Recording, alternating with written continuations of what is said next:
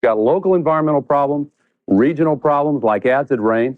Now we've got a whole new category of global or strategic problems, which include the hole in the ozone layer, which now could appear above the United States, global climate change, the destruction of the rainforests at a rate that means they'll be totally gone in another few decades unless we stop, the pollution of the oceans and the atmosphere, and the like. These represent brand new challenges that call for a new kind of response. Rush, I've listened to you many afternoons, as you know, and you tend to, I don't want to say you dismiss all of these issues, but at least you dismiss them as having been proven beyond a shadow of a doubt.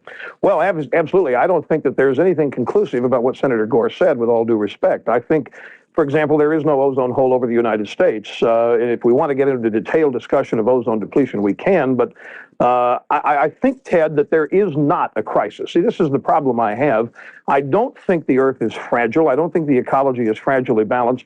And I think that the doomsday industry that is typified by members of the Hollywood acting community who say we've only got 10 years left to save our planet, we've got to act now.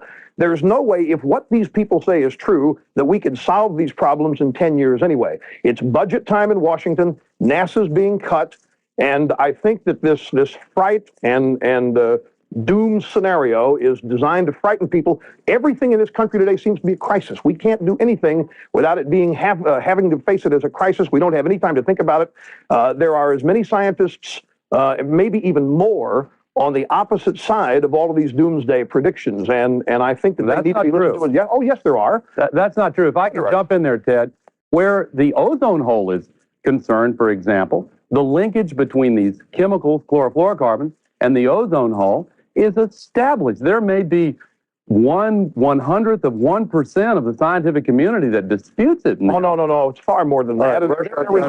Ted, that the environmental movement, as fueled by the militants who lead it, I think is the new home of socialism. The ozone hole is threatening to open up above North America, above Kennebunkport, and still we're not reacting.